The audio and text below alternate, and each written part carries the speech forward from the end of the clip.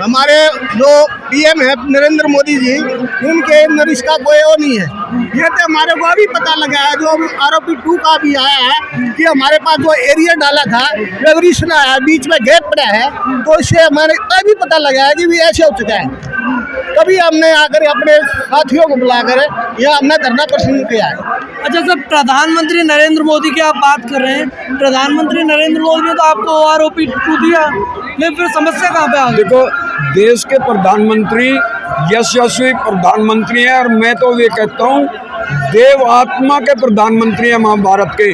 लेकिन समस्या ये आ चुकी है कि ये जो संख्या बल वाला सवाल आपने मेरे से पहले भी किया था कि हमारे अधिकारीगण ने प्रधानमंत्री या प्रधानमंत्री के जो प्रतिनिधि हैं उनके सामने ये प्रस्तुत किया कि मेरे जवान संतुष्ट हैं जो दे रहे हैं, मेरे जवान इससे संतुष्ट हैं।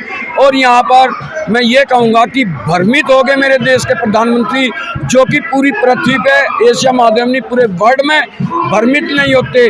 लेकिन हमारे पूर्व अधिकारी और ब्यूरोक्रेट जो बैठा है सचिवालय में, अनुमानित 300 के लगभग, उनके द्वारा उनको भ्रमित किया गया है। और आपके माध्यम से जब हमारी आवाज़ प्रधानमंत्री के कानों में चल जाएगी तो मेरा दावा है, मेरा प्रधानमंत्री का पूर्ण विश्वास है कि विद इन 24 आवर्स हमारी समस्याओं का हल करने की अक्षमता और योग्यता मेरे देश के प्रधानमंत्री में।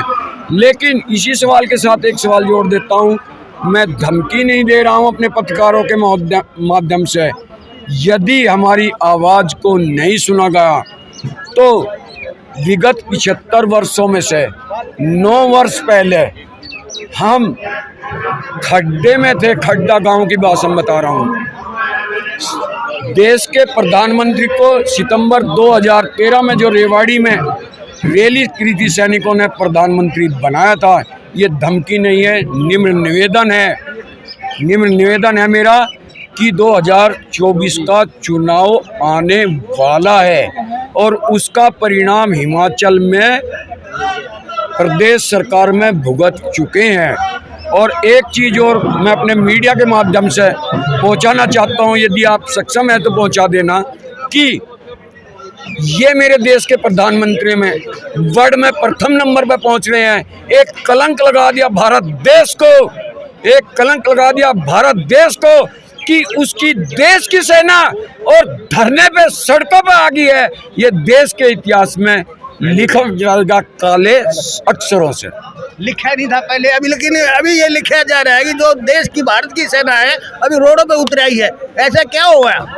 तो उस देश का भविष्य क्या होगा? उस देश का भविष्य क्या होगा? देश की पूर्व सेना ना, हमारी जो बच्चे हैं रोडों पर आगे हैं, तो इससे आगे क्या होगा? तो सर, आप रेवाड़ी की रैली की बात कर रहे थे, वहाँ पे प्रधानमंत्री ने आपको ORP देने का वायदा किया था हमारे को, ORP देने का वादा किया था। लेकिन जो ORP एक जवान, NCO और GSO को मिलना चाहिए था, वो सारा धन हमारे अफसर खा गए हैं। मतलब कहीं ना कहीं जो इम्प्लीमेंटेशन है उसमें समस्या रही। हाँ, जहाँ ये जो इम्प्लीमेंटेशन किया है, उसको जो अधिकार एक जवान का था, उस अधिकार को जवान जैसे रेंसो का था, उस सब को अधिकारी गण खा गए हैं ब्यूरोक्रेट से मिल करके। ये समस्या उत्पन्न हुई है। जवान को अगर 1 पैसे का लाभ मिलना था तो उसका 1/4 मिला है और 7 भाई हमारे अधिकारी ले चुके हैं।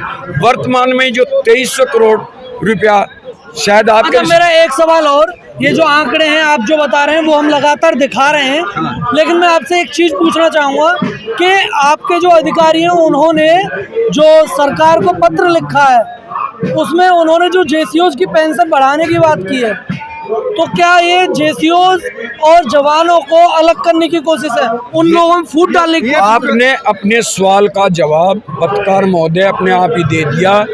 ये जो ब्यूरोक्रेट और सैनिक अधिकारी हैं, उनकी यही है कि इनमें फूट डाल दीजिए और फिर वो अंग्रेजों वाली नीति चलेगी कि फूट डालो और राज करो। हाँ, और इसके माध्यम से एक बिना आपके सवाल का जवाब देता हूँ। मेरा भारत देश सन 1947 में देश आज़ाद हुआ है।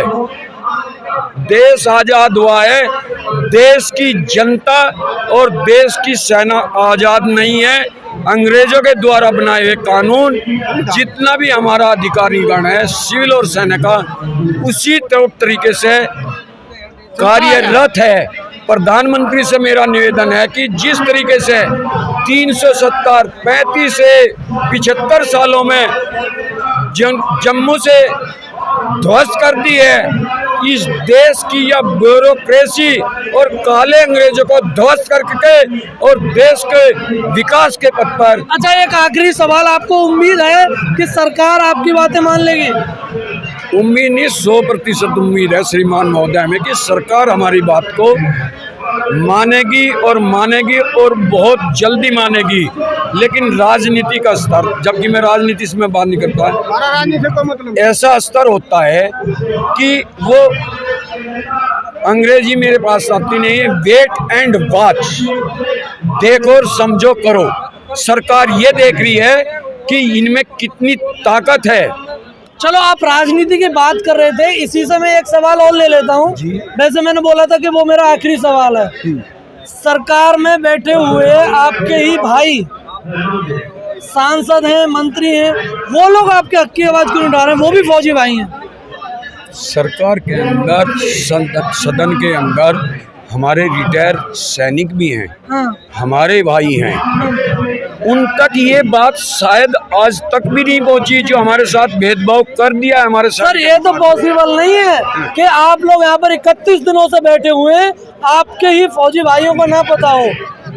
जी महोदय, यदि आप उनके कांटेक्ट में रहते होंगे या ना रहते होंगे, लेकिन यहाँ पर इस आंदोलन का संचालन करने वाले लोग, यदि वो ब्यूरोक्रेट और हमारे सेना के अधिकारी हमारे हित की सोचते ना, तो सरकार के कानों में आवाज चली जाती। आप भी हमारे ही स्तर के पत्रकार हैं, हम आप लोगों का धन्यवाद करना चाहते हैं कि आप तो सुनते हैं, जहाँ तक हमारी बात आप पहुँचा सकते हैं। सर, आप मुझे एक सीधी सी बात बता दीजिए, आपको उम्मीद है कि वो लोग आपकी बात उठाएंगे? 100%। वो कौन? आपके खुद के फौजी भाई, हमारे जो सरकार में बैठे हुए हैं। जो सरकार में बैठे हैं हमारे खुद के भाई, वो शायद सदन में तो हमारी बात नहीं उठाएं, लेकिन धरातल पे कुछ समय में हमारे साथ आ जाएंगे। हमारे लिए जो भी सुनवा, सरकार में नहीं बैठ करके वो हमारी आवाज को उठाएंगे, लेकिन धरातल पर आ जाएंगे। ऑन ड्यूटी पर है, गुप्त रूप में। सत्ता पक्ष कभी अपनी सत्ता का विरोध करता है, उनकी मजबूरी है। सर, आपकी बात जो वहाँ तक नहीं पहुँच पा रही है, उस बात को तो वो लोग रख सकते हैं। आप बात को घुमाने फिराने की नहीं, घुमा करके नहीं, आप घुमा फिरा कर सवाल कर रहे हैं। मैं घुमा फिरा कर नहीं कर रहा हूँ सर, आप कर रहे हैं घुमा पर का। वो आप सुनो, मैं ऐसा सभ्य जवाब ही नहीं दूंगा। वो सेना से अधिकारी होकर के आए हैं, कोई जवान भी सदन में नहीं बैठा है। जिस दिन सदन में जवान बैठना शुरू कर देगा, सदन के बैठने के उपरांत ब्यूरोक्रेट में जाकर के अपनी बात रखने की अक्षमता योग्यता हो जाएगी, उस दिन सब सुनने लगेंगे इस देश के पूर्व जवानों। तो आपको ये उम्मीद है कि वो लोग आपकी बात नहीं रखने वाले हैं? नहीं, ये तो सर, आप मुझे हाँ या ना में जवाब दे दीजिए। आपको उम्मीद है कि वो आपकी बात रख सकते हैं? आपके सवाल का जवाब आपको दे दिया। जब उन्होंने 29 और आज 30वें दिन में नहीं रखे, क्या अपेक्षा करते हैं कि अगले 30 दिन में रख देंगे? मेरे से क्यों कहलवाना चाहते हैं? आपको उम्मीद नहीं है? मेरे से ये क्यों कहलवाना चाहते हैं? आपको मतलब आपको उम्मीद नहीं है? नहीं, ये उम्मीद नहीं है। हम जो हम अपना यहाँ बैठे हैं, तो हम ही इसको सॉल्व करेंगे। वो अपनी ड्यूटी कर रहे हैं, उनकी ड्यूटी है, वो हमारे पास रहते नहीं, हमें उनके बारे को ज्ञान नहीं है। इस बारे में हम क्या नहीं, दूसरे के बारे में कह नहीं सकते। हम उनके पास नहीं जाते, वो हमारी बातें नहीं सुनते, हम उनकी बातें कैसे सुन रहे हैं? बताओ, आप इस बात के लिए सहमत हो? फिर बताओ।